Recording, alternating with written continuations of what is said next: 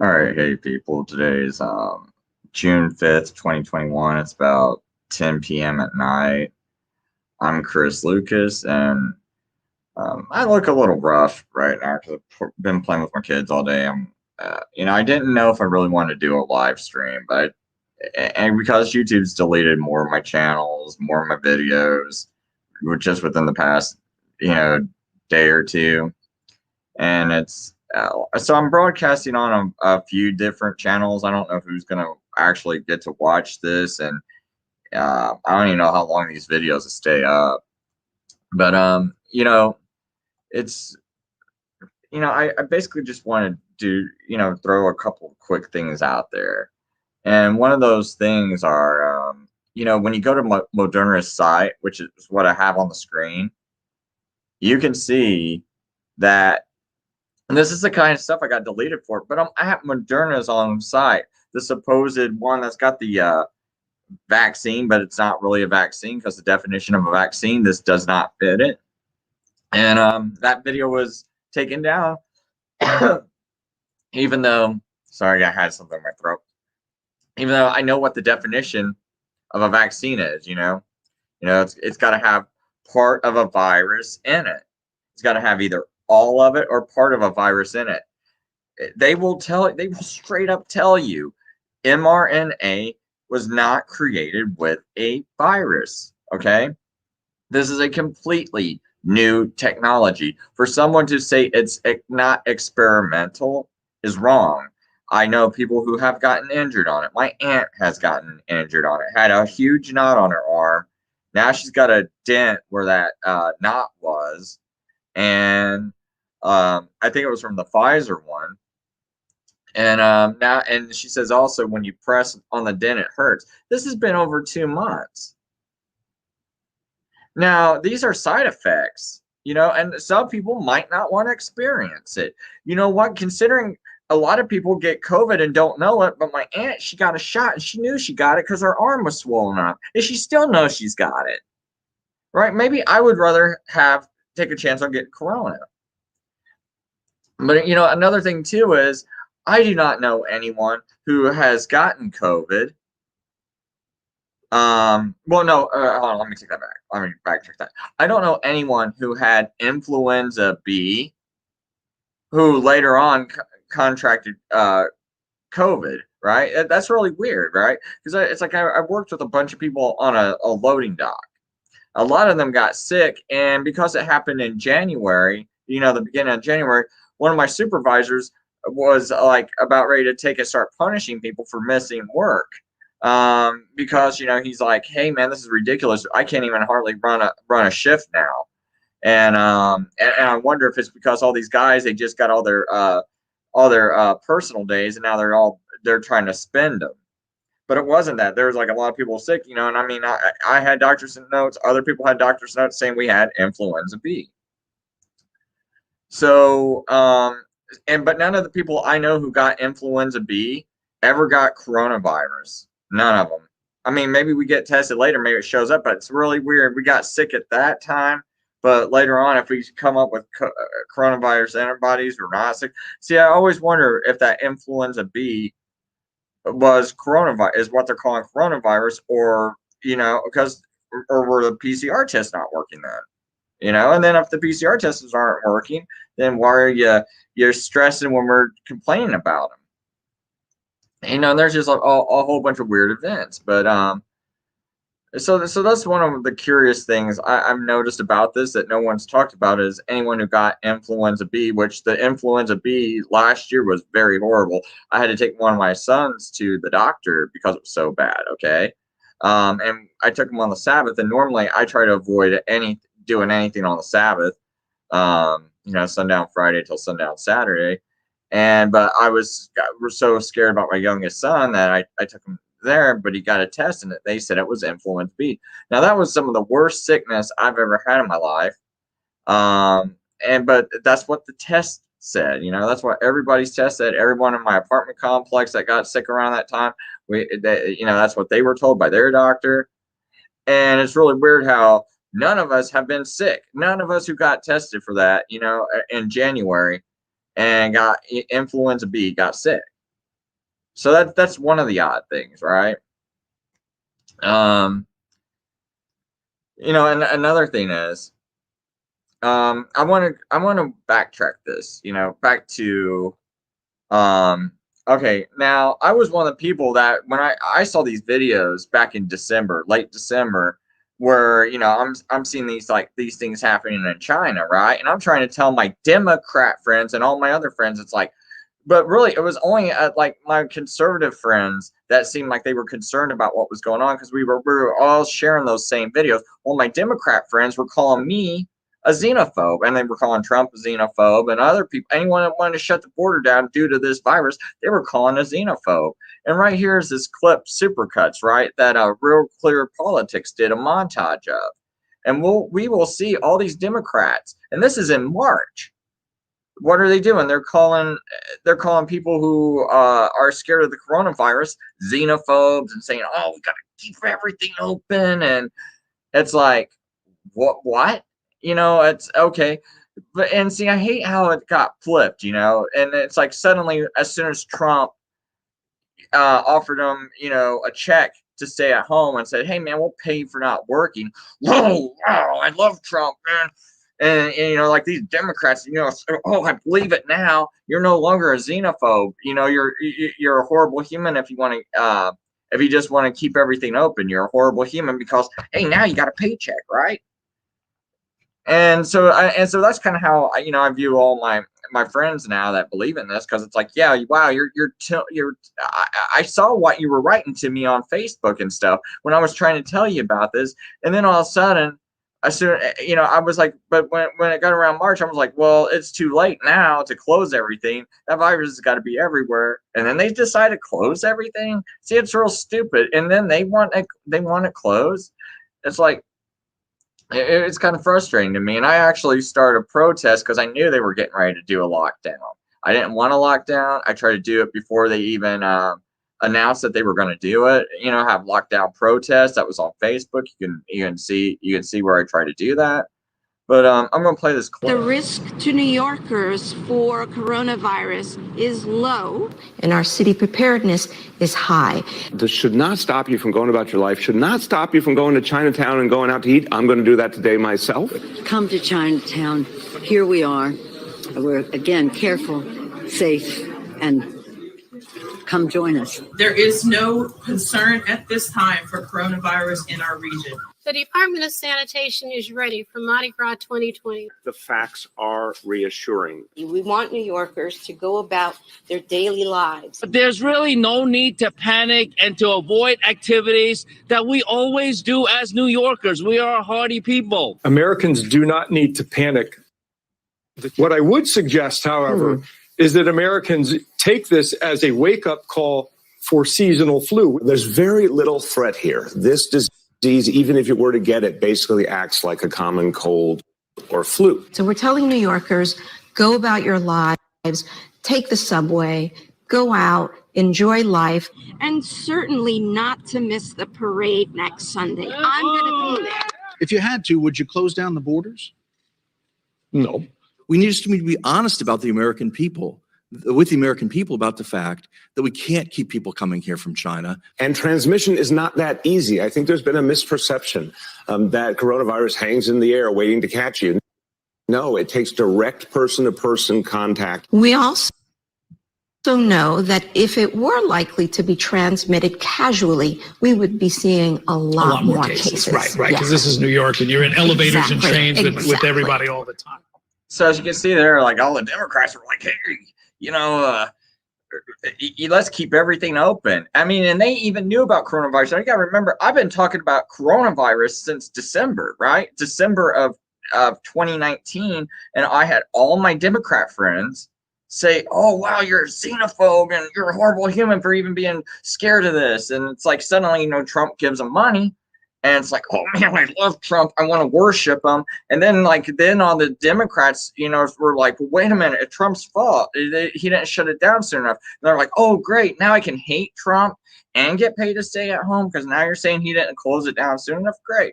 It's like like it doesn't even make sense to me. It's like how everyone just switched. How these Democrats, the Republicans I knew, we were all sharing this stuff back in December of 2019, right? And it's like I was called, conspiracy theorists, saying I was blowing things out of proportion. And I didn't know. I don't know what the coronavirus is. I'm just seeing, these people passing out and things like that in China. And I'm seeing all this, these smuggled videos and stuff. And I'm like, okay, this looks concerning, but no one seems concerned, except for the conservatives. And then suddenly, as soon as Trump says, hey, man, we're going to give you some money, the Democrats just flip that switch just like that, right? And they're like, wow, this is great. There really is a coronavirus. See, they wanted to believe it, and because you get money for staying at home, you get money for being lazy, you get money, that's why you believed it. And that's my whole point of this. It's like it drives me crazy that how everything flipped. And then all my Republican friends and me, we started being like, oh, wait a minute, maybe this isn't so bad. It's ridiculous now to shut down everything. See, we were saying to shut things down before they got out of hand back in January, early January. We were like, hey, man, this is kind of concerning, right? And people did know about this. I know some Democrats, all they do is watch Netflix all the time. So you don't really know about reality. And because you don't study, you don't educate yourself, you don't research things. So you don't know that there's a coronavirus until you got it announced to you in March. It's like, hey, Trump's going to give you a check for staying at home for what? Oh, for coronavirus. Oh, there's coronavirus going around.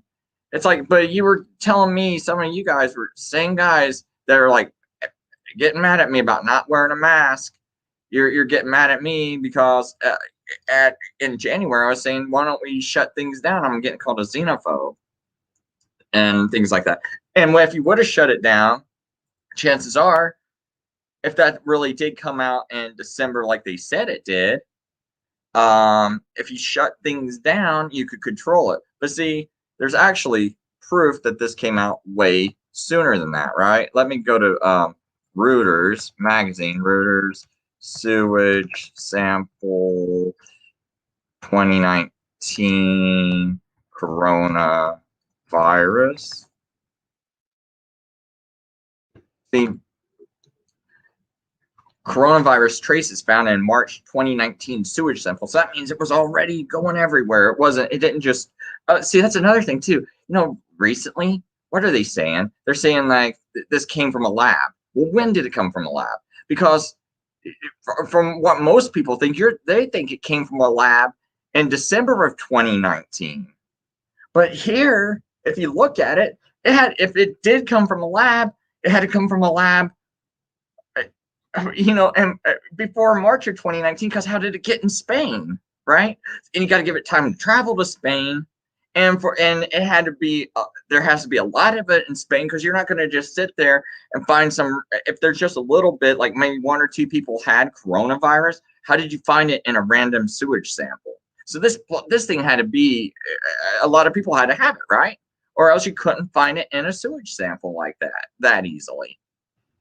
So they find it in a March 2019 sewage sample. So that means it was already going around a year before we decided to lock things down. And so sorry, I got a little distracted. It sounded like one of my kids were going to run downstairs and start screaming. So anyway, I just kind of want to bring that to people's attention, that this thing had been going around. So what exactly is going on? See, now people want us to keep. I keep hearing all these conservatives in media go, "Oh, it came from a lab." Now, really? When? Because to me, they make it sound like it came from a lab recently. And when I say recently, like December 2019. No, if anything, it would have to probably come from a lab December 2018 or something like that for it to make it all the way to Spain.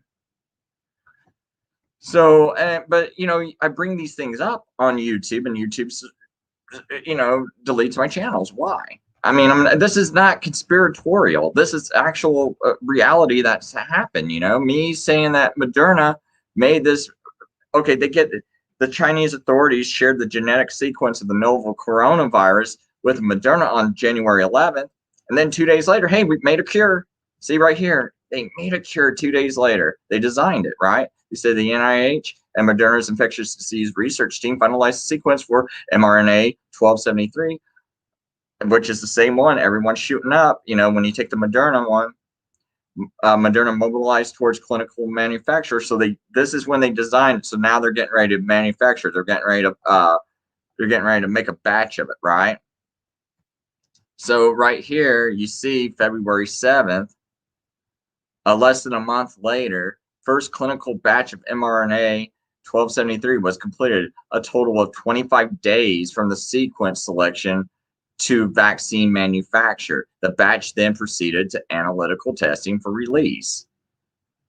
So right here, you know, just less than a month later, 17 days later, Moderna shipped the first clinical batch of mRNA 1273 to the NIH for the use in their phase 1 clinical study. March 4th, 2020, the FDA completed its review of the IND application filed by the NIH for mRNA 1273 and allowed the study to proceed to clinical trials.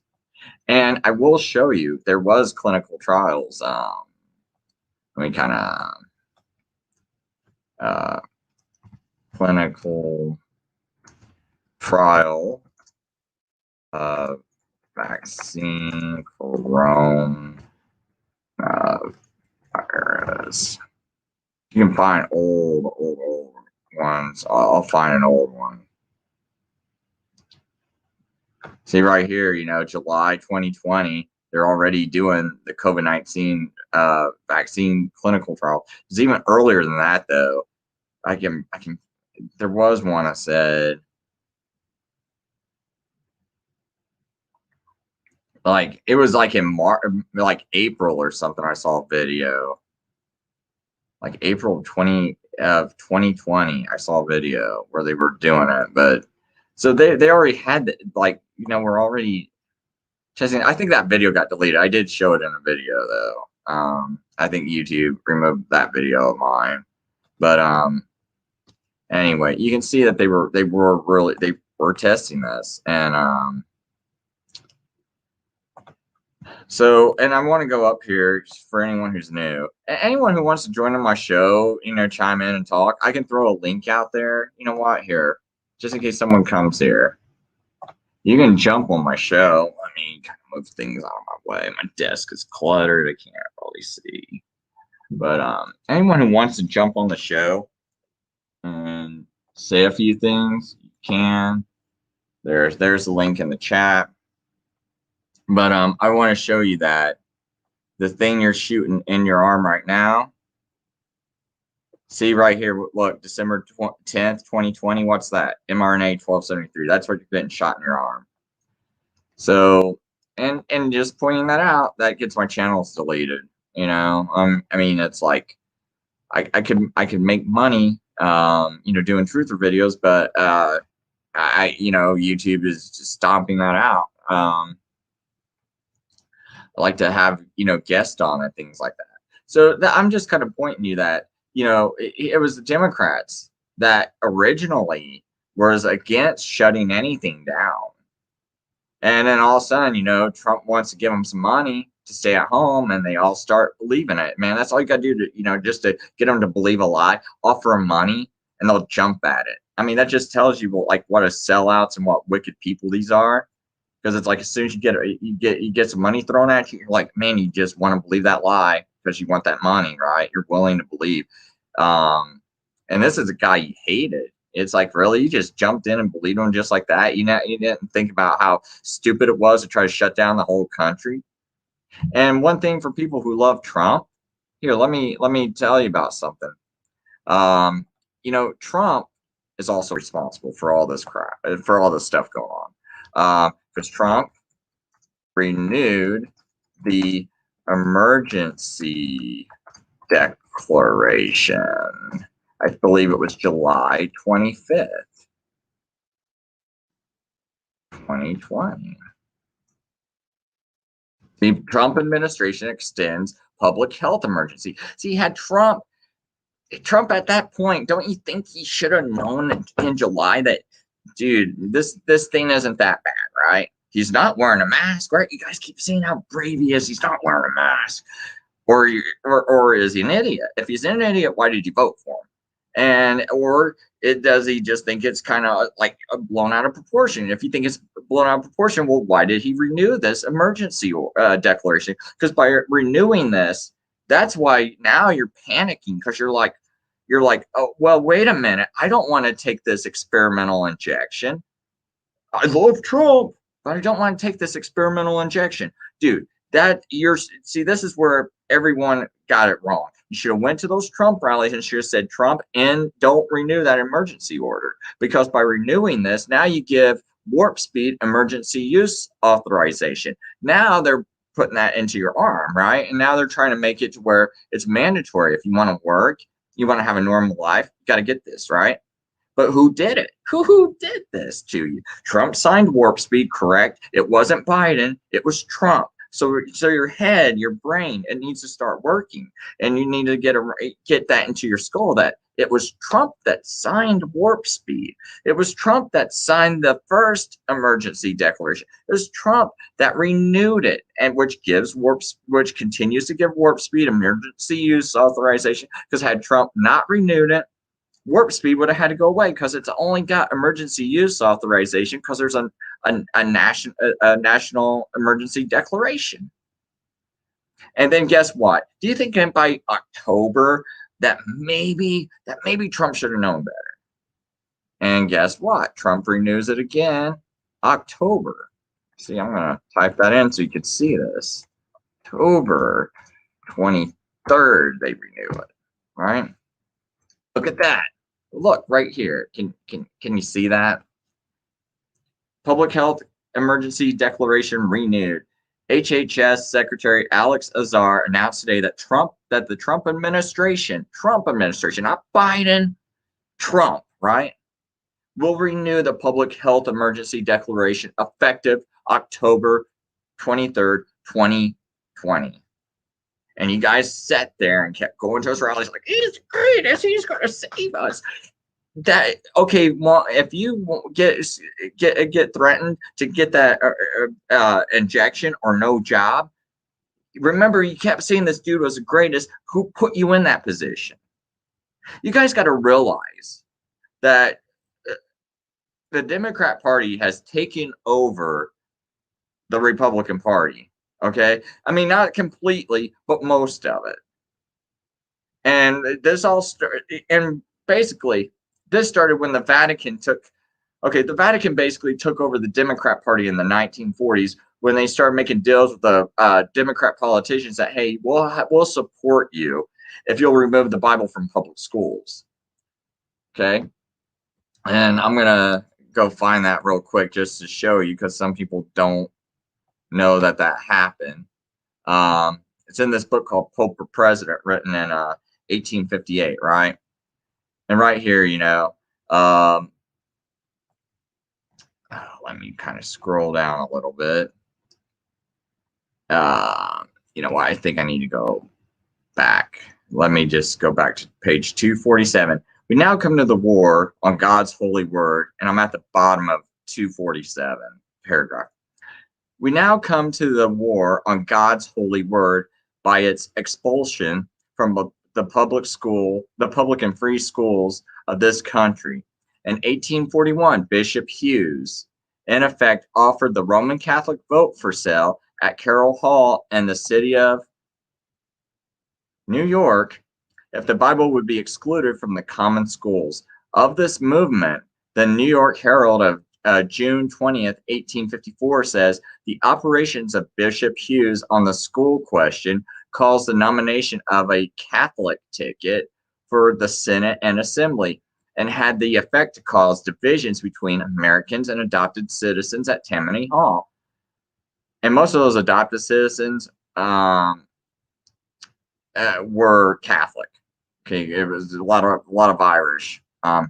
Anyway, thus the Herald ascribes to Bishop Hughes the first church movement in the political affairs of our country by introducing religion into the arena of politics and nominating a Catholic ticket for the Senate and Assembly on the school question. Let every Protestant and patriot remember this fact. 38 schools in the city of New York alone abolished the Bible, and commissioners were appointed to expunge from the pages of school books all facts of history which were displeasing to the papal system. Books so mutilated and defaced with black can now be seen at the Bible House in that city. This Bible expulsion from the schools began by the Archbishop in New York legislature, was followed by a similar effect in the McClintock bill in Pennsylvania. 9 states of the Union have made the attempt to expel the Bible from schools, and in California, they've already been successful. So this is all the Vatican taking over, because the Vatican actually runs America. And if you know, and there's just a side note: Fauci, Roman Catholic, Jesuit. Bill and Melinda Gates, Roman Catholic. You can find pictures of Melinda Gates meeting with the Pope, which I'll show. And Redfield, who was running the CDC at the time this whole thing broke out, he's a Roman Catholic too. And all these people have horrible records, but I'm going to go back to this point. Appropriations of money have been asked of the Pennsylvania legislature, even to build convents and houses for the Sisters of Mercy, and actually passed one branch of it. Pius IX awarded the Jesuit Bishop of New York with an archbishop's mitre for his zeal and success in abolishing the Bible from 38 public schools in the city of New York alone. Nor was this all, but he procured a papal school committee to examine every book in the hands of children and every passage of truth in their books of history which were offensive to the Pope were blotted out. Even those books that were praised by the Pilgrim Fathers for their zeal for God's service, who were exiles for convenience sake, were blackened with ink. And these popish Jesuits teach in the confessional and in their schools that the Plymouth Rock Pilgrims were a band of robbers and pirates who fled from Europe to America on account of crimes committed against the government of Papal England. So these pilgrims are never taught. They're not. The Catholic system doesn't teach these pilgrims were good people. Horrible human beings is what they were taught. But in reality, they were Protestants fleeing from religious persecution. That's the main reason why they came here. They wanted freedom from everything that was happening in Europe, which was controlled by the papal system, or which the papal system kept trying to get their hands in. Even if they lost control, they would keep trying to get their hands in control of it again. So my point of all this to bring this up is that this is the beginning of the takeover of the Vatican of the Democrat Party. Later on, the Republican Party was established, and the Vatican, if you read Thomas Harris's book, who was a brigadier general who oversaw the trial of the co-conspirators behind the assassination of Abraham Lincoln, he said there was so much evidence that the Vatican was behind this that you could even convict the Pope of being in on the assassination of Abraham Lincoln, because John Surratt was found hiding out as one of the Pope's bodyguards. Okay, John Wilkes Booth had a Catholic medallion on him. They met at Mary Surratt's house, who was a Roman Catholic. That's where everyone met to put this plot together to kill the president. So, and guess what? The Vatican also supported the South, right? In the Civil War, the Catholic Church backed Jefferson Davis. So, we know the Democrat Party has always been for slavery, and it hasn't changed today. They've never changed. They never relinquished control. Everyone keeps talking about this like great switch, and it's like, no, in your dreams there was a great switch. You want to pretend like there is, but there's not. The only thing is they started taking over more of the Republican Party. and I think by the early 1900s, they had pretty much taken control of most of the Republican Party. So now you have the Vatican running the Democrat and Republican Party, and you got a few decent Republicans in lower offices, maybe every once in a while a congressman, but for the most part, they control everything, the media, everything. And that's so basically when I say that Trump is in on this, it was the Catholic controlled media, which also, and the Catholics, the Vatican, it also controls who gets selected to become president, and they make it's a show. They make it to where you don't think, you think this is just some guy and he's going to fight the deep state and all that, and yeah, Trump. But it's all a show. And, you know, some people are like, well, Chris, didn't you vote for Trump? The first time around I did, but I also told people, and I kind of foresaw all this happening when I voted, because it's like someone said, I said, look, man, they're attacking him because he's legit, or they got something huge planned. And I said, if it's that huge that they got planned, then my vote doesn't matter anyway. That's why I'm voting for him, you know, because just in case I'm wrong, I'm voting for him. But I said, they either got something so huge planned, or this guy's actually legit. But as soon as he got into office, I was like, you know what? They got something huge planned for us. I don't know what it is. And I did say this on videos. I did tell people at work when they asked me about it. I was like, you know, on Facebook and stuff, I was like, you know what? This guy, he keeps appointing deep state. William Barr, Kavanaugh, that just to name a couple of people that could have put Clinton in jail way back when they both had chances. You know, Kavanaugh had a chance when he was doing the Vince Foster investigation. William Barr had a chance when Clinton and Bush were running for office. This was the first time Clinton became president. During that election cycle, William Barr was asked about investigating MENA. And he says, well, it wouldn't look right to investigate a presidential candidate during an election. But the thing is, the reason why William Barr really said that was because Bush and Clinton were both in on running drugs through Mena, Arkansas, through a plane refurbishing site. So it didn't look so suspicious because, hey, why are you flying this plane in from Nicaragua or other places, you know, to here? Are you trying to smuggle drugs? Oh, no, it's just a plane refurbishing site. Oh, okay. That's how they hid it. And there was that whole Boys on the Track, you know, where you had a couple of boys that were supposedly smoking marijuana found dead on the train tracks, and you know they say that that had something to do with that whole Mena, Arkansas incident. But you know that whole thing was Reagan, he was just as corrupt. Bush, all these people are just as corrupt as Trump. And so it's like you got to understand that Trump had a chance to end all this. Oops, let me put that back on screen.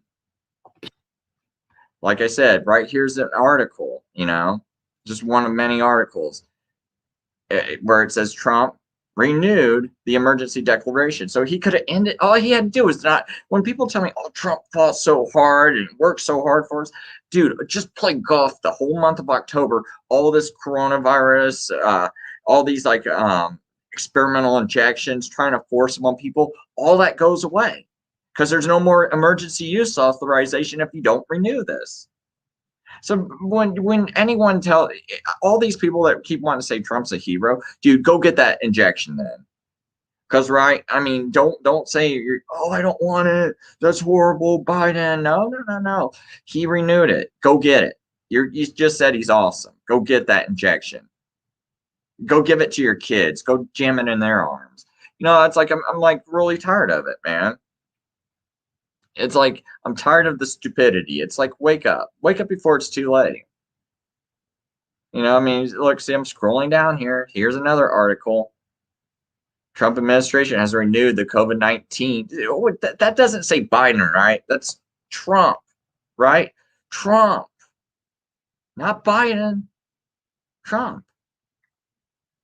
You know, and that's the irritation I really have with these people. You know, and think about Trump. You know, I like I showed you on that book Pope or President, where written in 1858, where the Vatican. I was talking about how the Vatican took over the Democrat Party, but look at who all Trump nominated. Nothing but Catholics.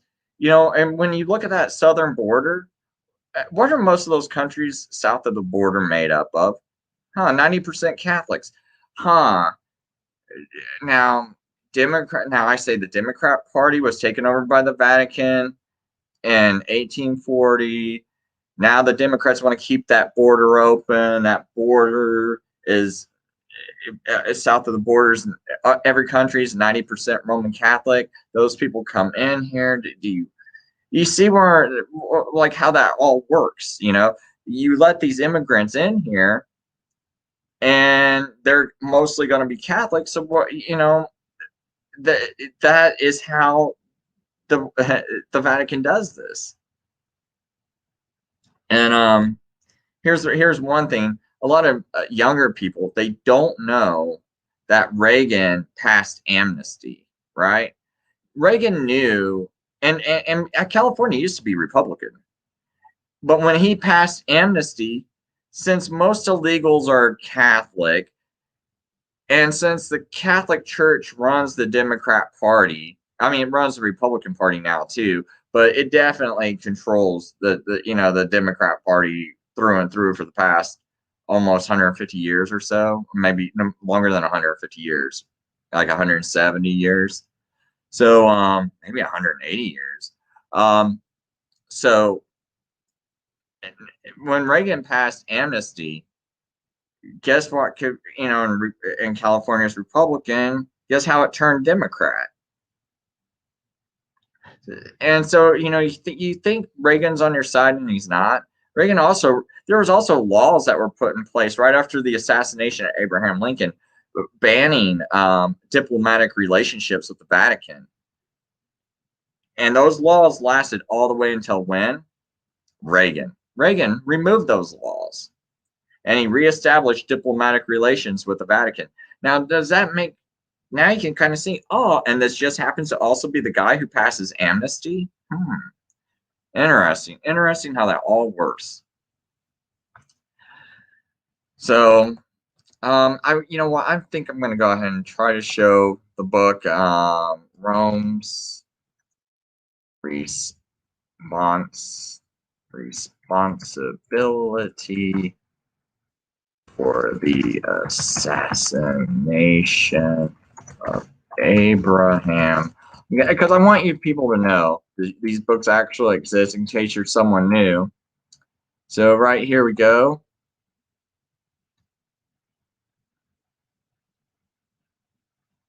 As you can see, it was written by late Brigadier General U.S. Thomas Harrison, right?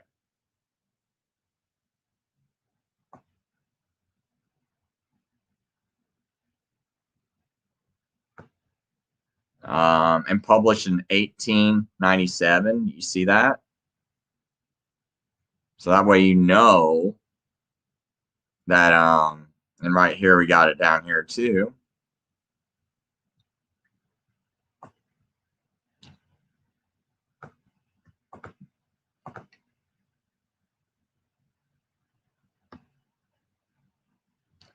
Let's just read this first part. Oops. Address to the reader.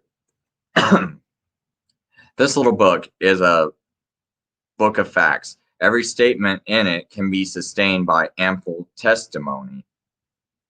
It reveals a state of things that calls for the earnest and careful consideration of every true American citizen. It shows that we have a most wily and dangerous foe in our midst, that, in fact, we have taken a viper into our bosom and have, by our genial and hospitable treatment of it, given it sufficient vital vigor to enable it to begin to use its sting. That foe is the Roman Catholic hierarchy. Note, it is the governing power of the Roman Catholic Church, the hierarchy, and not the church and the whole body of the membership that we arraign and characterize as a foe. There are many of the individual members of the Roman Catholic Church amongst its laity in the United States that really love and are loyal to our civil institutions. These, however, are found almost exclusively among those who have been educated in our public schools and have caught the spirit of our institutions and have reached such appreciation of their God-given rights of manhood that as enables them to disregard the assumed authority of their priest over them in civil affairs. And these alone amongst the laity of the Roman Catholic Church are able to become true and loyal citizens of our republic.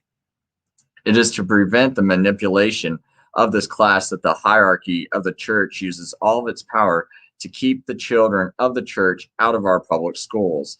The parochial school education is directed and intended to secure loyalty to the hierarchy and to prepare the minds of its children for disloyalty to any other power. And it so comes to pass that but a comparatively very small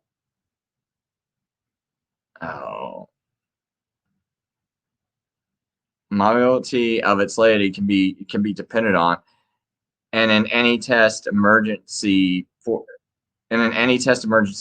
loyalty to our government. But it is only the governing power of the Catholic Church that we arraign. It alone is responsible for the attitude of its laity towards our institutions and for the control of their conduct, and this hierarchy is a deadly and implacable foe to our government. The reader of this little book will see that we have ample reasons for making this charge.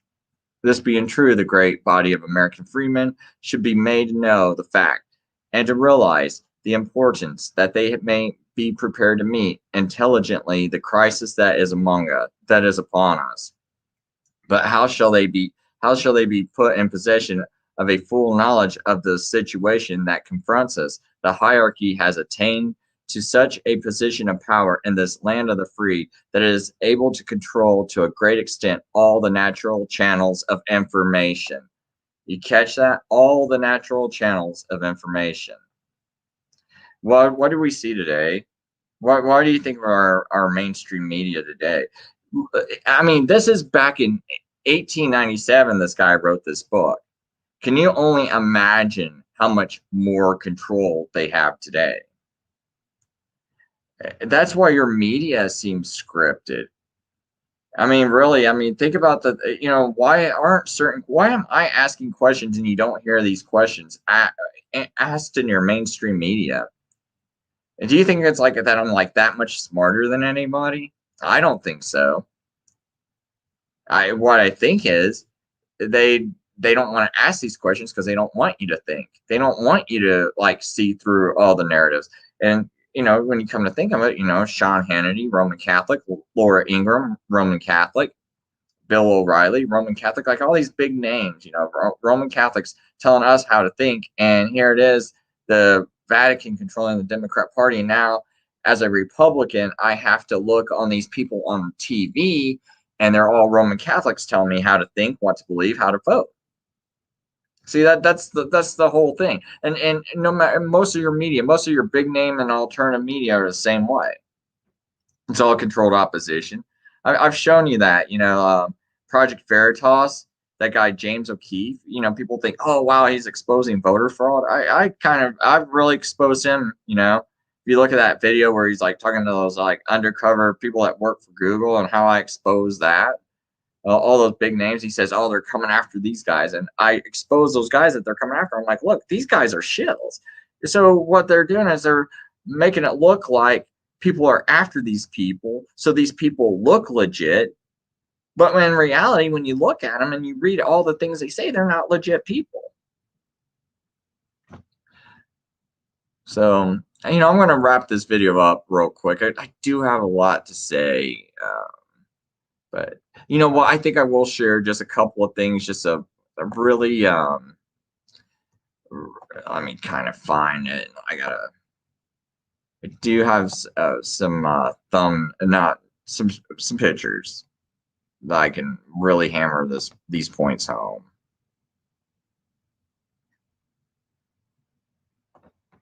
So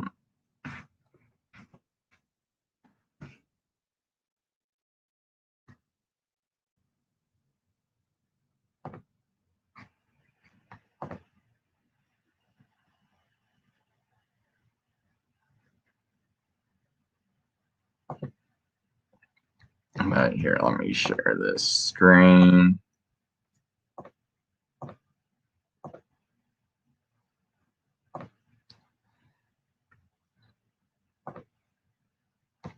Okay, so constitutions can be changed, and non-Catholic sects may decline to such a point that the political prescription of them may become feasible and expedient. What protection would they have against a Catholic state? This is the State and the Church, page 38 and 39 by Miller and Ryan,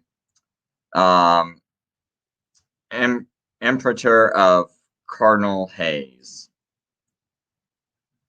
And many opinions are to be forbidden by the secular arm under the authority of the Church, even to war and bloodshed, by Father Hecker, Catholic World, July 1870. Same guy again. Oh, wait a minute. Okay, sorry, that was this is the beginning part of this. All legislation must be governed by the will of God, unerringly indicated by the Pope. See, we know the Pope's not really the will of God, right? That's the Antichrist. Education must be controlled by Catholic authorities, and under the education, the opinions of the individuals and the utterances of the press are included.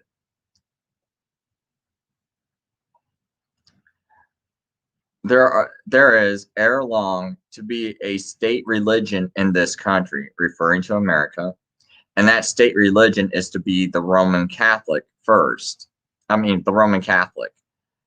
The Roman Catholic is to wield his vote for the purpose of securing Catholic ascendancy in this country. So, the thing I ask is, the Vatican is a country, right? So how do I know when you're a Catholic of the Catholic religion, if you're loyal to America or loyal to the Vatican? How can you separate the two? How can you separate being loyal to a religion, but you're like, but I'm not going to be loyal to the country, when the same guy who rules over you, over your religion, you're loyal to him, you're bowing to him, you're kissing his feet, and he's also running a country. It's kind of like, like if you were, let's see here, kissing the president of China's, feet, and kissing his ring and everything. But you're like, but it's like, am I not to think that are you going to be more loyal to him or our president here? And here's the Pope, he's sitting in both seats. And I don't know how, and no Catholic has ever told me how you can separate the two. They never made any kind of sense to me how you can separate the two. You really can't. So how can I trust it? So it's not really a bigoted thing, to be like, I can't vote for Roman Catholic. You guys can't even tell me the difference. Because I'm all about hey, you gotta be about America, But how can you be about America if your religious leader is running another country and you're kissing his feet? Here's another thing by Catholic Archbishop Gilroy. We must defeat all heretics at the ballot box. Care must be taken that no suspicion may be raised when Roman Catholics are secretly given more government jobs than Protestants, Jews, and other heretics. Okay. At the National Catholic Prayer Breakfast in Washington, D.C. on Tuesday, Mulvaney said, principles of the Catholic faith are manifest within the Trump administration. The president has allowed us, Christians of all denominations, folks of all different faiths, except for if you are Protestant, to be very vocal about their faith. I'm comfortable as a Catholic, even though I work for a gentleman who is not Roman Catholic. Well, on the surface, he's not. But I mean, he's still bowing to the Pope, meeting the Pope, saying the Pope's a great guy. That the principles of our faith are alive and well and respected in this administration and are driving, that's the key thing, and are driving many of our policies. Mulvaney said, that's something I'm very extraordinarily proud of, proud to be a part of.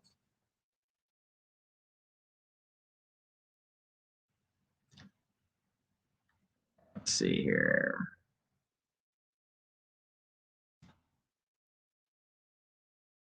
When I was on Twitter, Sinead O'Connor actually followed me, so I wanted to screenshot it because I was kind of happy about that. Because she tore up the Pope's picture on Saturday Night Live, and that was what ruined her career. Because she said, "Fight the real enemy," and pulled out the picture and ripped the Pope's picture apart.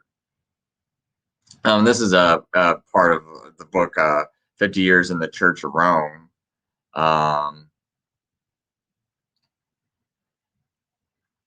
Let's see here.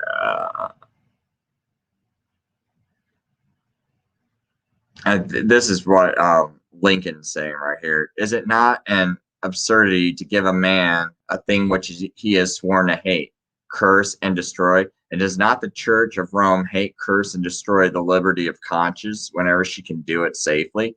I am for liberty of conscience in its noblest and broadest and highest sense, but I cannot give liberty of conscience to the Pope and his followers, the Papists, so long as they tell me through their councils, theologians, and canon laws that their conscience orders them to burn my wife, strangle my children, and cut my throat when they find their chance.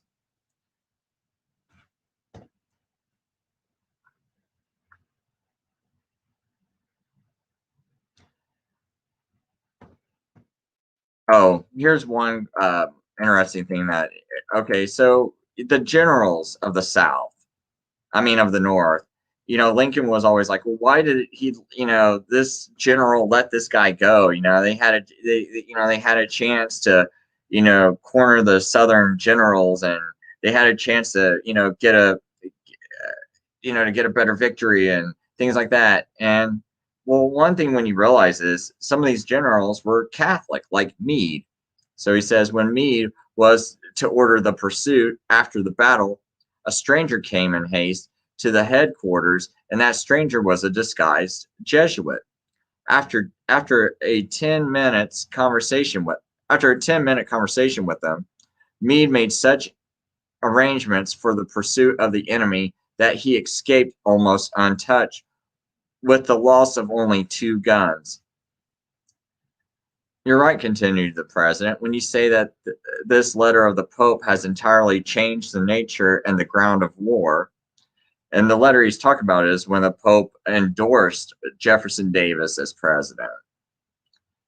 Before they read it, the Roman Catholics could see that I was fighting against Jeff Davis and his Southern Confederacy, but now they must believe that it's against Christ and his holy vicar, the Pope, that I am raising my sacrilegious hands. We have the daily proofs that their indignation, their hatred, and their malice against me are 100-fold intensified. New projects of assassination are detected almost every day, accompanied with such savage circumstances that they bring to memory of the massacre of Saint Bartholomew. I think that's what I was going to say. I don't think I got that part. But so as you can see, so after this letter was, after the Pope wrote this public letter endorsing Jefferson Davis, there was an increased hatred by the Catholic Church, by Catholics in America against Lincoln. That's why today you have some people going, Lincoln was a tyrant. All this South is right stuff comes from the Roman Catholic Church. Do you realize that this is not like you were fighting some noble cause. You might have been told that when you were fighting against the North, that's some noble cause, but it's not. These were actually like Jesuit teachings and Catholic teachings that were given to you, and you did not realize that your so-called Protestant pastor who wasn't really Protestant was handing you those same things. All the influencers in the newspapers that were writing these articles saying you got to fight against the North for freedom and all this other stuff, you don't realize that they were influenced by the Roman Catholic Church and given money by the Roman Catholic Church to write such articles, to create such propaganda. But this whole South is right stuff, it all comes from the Catholic Church. So when you still accept this and you still promote this, you're still in bondage, and you're in bondage of this lie that the Roman Catholic Church handed you, and you taken it. And another thing is, I think I'm gonna let me just make sure I don't have one more good thing to show out of this.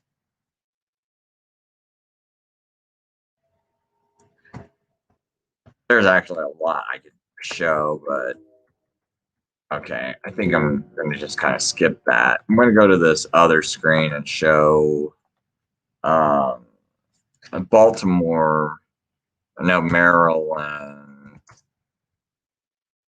what is it, battle song.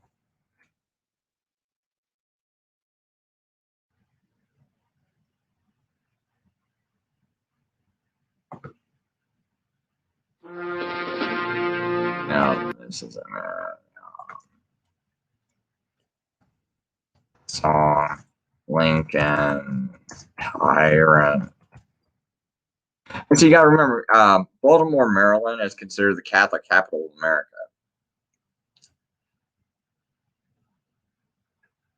Oh, wow, they finally Maryland repealed state song that called Lincoln a tyrant May 20th, 2021. I had no idea.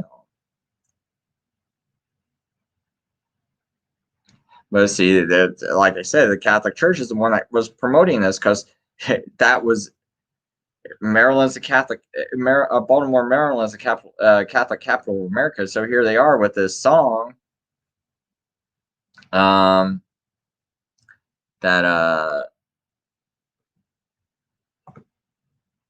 let me see here,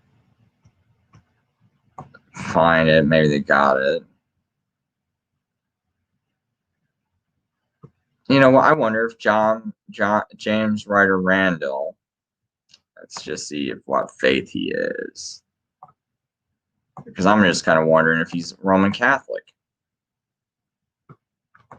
But see, a lot of these people weren't openly Roman Catholic at that time. It was like there was a lot of closet Roman Catholics.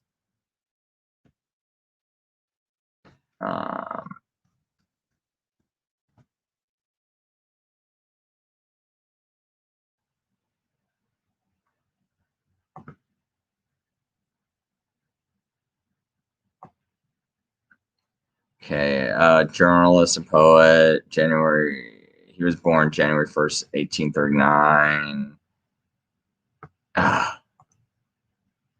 Wrote the famous. So he received his education at Georgetown University, which is a Jesuit university. So let's see here.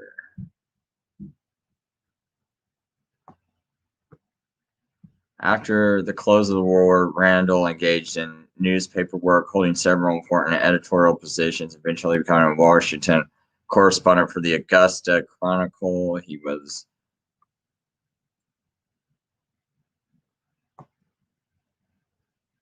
that didn't have it.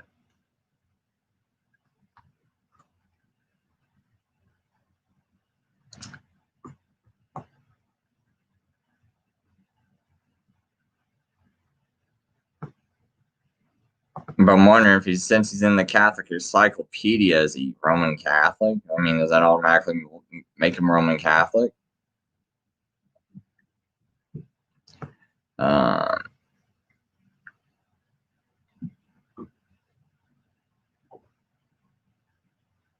Oh, My Maryland. That's the name of the song. I can't think of it. It's the name of a song he wrote is called My Maryland. Maryland, My Maryland.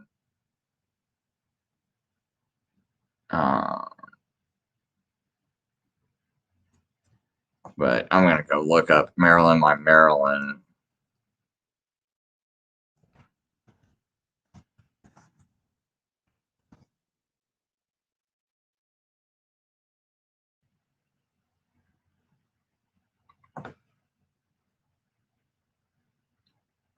And see, this is a song he wrote about Lincoln. The despot's hill is on thy shore, Maryland. His torch is at the temple door, Maryland. Avenge the patriotic war that flecked the streets of Baltimore, and be the battle queen of your Maryland, my Maryland. See, Lincoln, when he first got elected, he had to travel through by a train in secret through Baltimore because they were going to kill him. So, I mean, it's no surprise that, you know, Baltimore, Maryland has this song, right? Hark to the exiled son's appeal, Maryland, my mother's state, to thee I kneel, Maryland. And why is it called Maryland? Because it's a Catholic state, right? Mary land. For life and death, for woe and will, thy peerless chivalry reveal, and gird thy beauteous limbs with steel, Maryland, my Maryland. I just want to skip down. I'm not going to read this whole thing. Someone can read it if they really want to read it, but okay, so here we go. Dear mother, burst the tyrant's chains, Maryland. Virginia shall not call in vain, Maryland. She meets her sisters in plain. Sick and poor, 'tis the proud refrain that baffles minions back again, Maryland. Arise in majesty again, Maryland, my Maryland. I see the blush upon thy cheek, Maryland, for thou wast ever bravely meek, Maryland. But lo, there surges forth a shriek from hill to hill, from creek to creek, Potomac calls to Chesapeake, Maryland, my Maryland. So I'm just kind of skip down in here. Thou will not crook to his control, Maryland. Better the fire upon thy roll, better the blade, the shot, the bull, than crucifixion of the soul. But anyway, you know, so it's like, you know, the Roman Catholic Church was very anti-Lincoln, has always been. Most of your South is right kind of people, like Woods. I can't think of his name. Tom Wood, who's one of Ron Paul's friends, and Ron Paul, you know, believes in that whole South is right stuff too, right?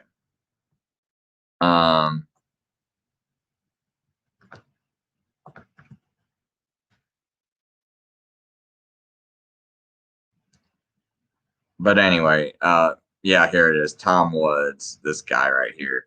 Roman Catholic, teaches South is right and all that other stuff. That's what that is. See, that's the whole thing, you know, with Ron Paul. He was associated with all those people, all those Roman Catholics. So, oh gosh, man, I didn't see someone came in the room. Sorry.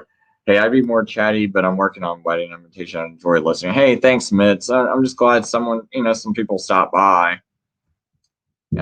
Mitch says, I believe the Catholic religion is the pagan representation of Christianity. Yes, and that's what I believe too. Yeah, I just, you know, yeah, I was just making this video because, man, I just kind of wanted to run through the whole coronavirus thing, you know, like how, you know, it started out, you know, Democrats, you know, were telling people like me that I'm a xenophobe, and when I brought this up in December and January, and like if I wanted to close the border down, I was a racist and all this other stuff. And and it's not like, oh no, we thought you just didn't want, you know, people coming across the border. We didn't know there was a coronavirus. No, I was telling you, I was showing you videos. So that there's no excuse right there. And then they all changed once Trump decided to offer him a paycheck. Oh man, that guy's gonna give me money. I'm going to believe it. I'm going to believe his lie. And that's what happened, man. You know, Trump paid you and you wanted to believe his lie. And you might say you hate Trump because you want to believe you're not a sellout and because you hated Trump. And then when Trump gave you money, you're like, oh man, I hate this guy. Give me that money. I'll believe your lie. But in reality, you love the guy. He's actually a lot like you. You're both liars. You both like to believe lies and promote lies.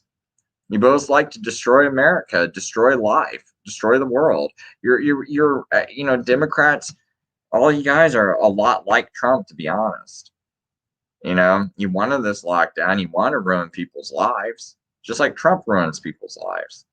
So you're just alike. You just don't want to admit it. See, you see this guy, and it's actually a guy that's got a lot of you in it, and that's why you hate him, Democrats. That's why you really hate him. You see him, it's like that's exactly the kind of human being I should not like. But it reminds you of you, so you don't want to admit you like him, so feel comfortable about hating him. That's all I could think of, because it doesn't make any sense that you sit there and like get mad, when there was all this discussion about, people like me that wanted to lock everything down, or at least, not lock things down, but close the borders, just close the border, in January. And you guys wait all the way until March and you want to make me wear a mask and things. No, I'm not doing it, man. I will not. That's why I will not get this stuff, man. Because you guys waited until March, to get on board with the program, and it was too late. But as I went and showed you earlier, when you look at the stuff from the Reuters magazine and things like that, well, we know coronavirus has actually been around since March of 2019, but it had to be around sooner because they're saying it came from a lab. Well, if it came from a lab, it didn't make it, and it would have taken a while to make it into Spain, and there would have had been so much going around that you could actually find it in a Spain sewage sample. Oh, I got one more great thing before I go. I was talking to this person, and I don't want to say their name, but he's got a doctor who has a patient, and he's real good friends with the doctor. And he was saying that there's this patient of his that's got cancer, and they had an old blood sample from 2019.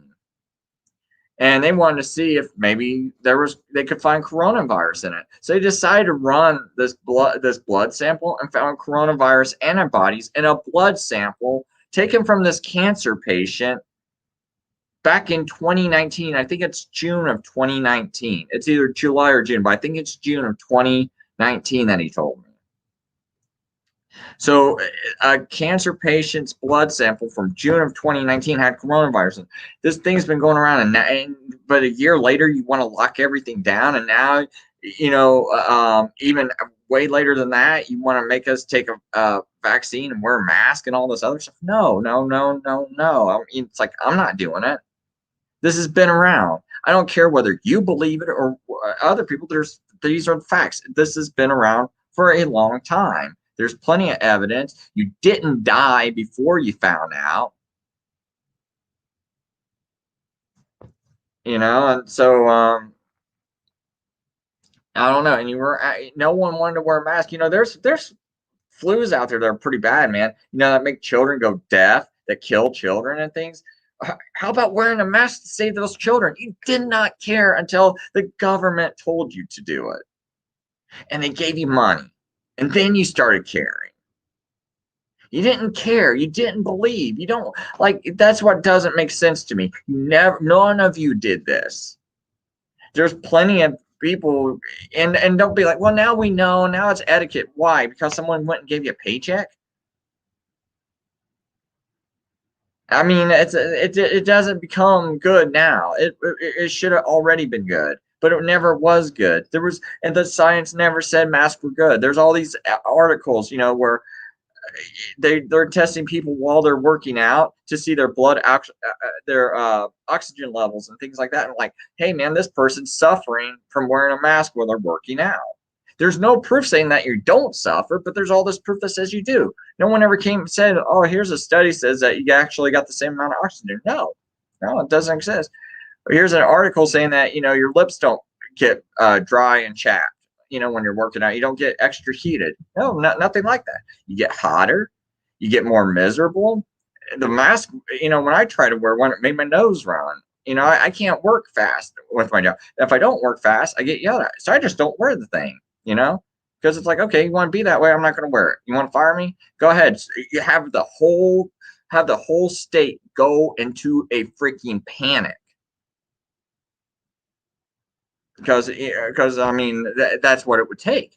because it's like, if I'm so essential, your state would go into a freaking shutdown. But see, you sit there and think there's some virus going around, and here I am, me and 100 other guys going in and out of Portalet that hasn't been cleaned since this whole pandemic started.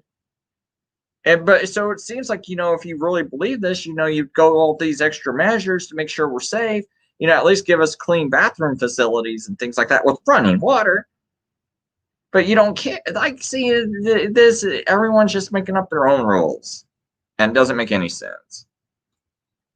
So, I'm gonna leave it at that. And I'm just, and oh yeah, by the way, I'll try. If I get suspended from YouTube anymore, please try to find me on brand new tube. I think I'm under Fishing for Truth, or it's Chris Lucas. I don't know. Or remember, I do have a website called fishingfortruth.com. You know what? Let me just go ahead and put that on here. I keep forgetting to put that banner up here. But anyway, I go to my website, fishingfortruth.com. Whenever I do get on brand new tube, I will post the link up there, and I plan on doing live shows from there. That way I can schedule guests, because there are a few great guests I have lined up. But every time I try to have them on my show, like I was going to have one, and my Seventh-day Berean Church channel got hit with a random strike. Like, I haven't even done a show on there for 2 weeks. So I thought it was going to be cool scheduling a guest and a show. And they hit me with something, one of my old shows that's been around for months. And they decide, to give me a strike all of a sudden. So I'm going to try to go to brand new tube. I don't know how it's going to work out over there, but I know if you pay a fee, you can do a live show. Try to do it there. I'm still trying to look for other options, but anyway, that's going to be it for my show.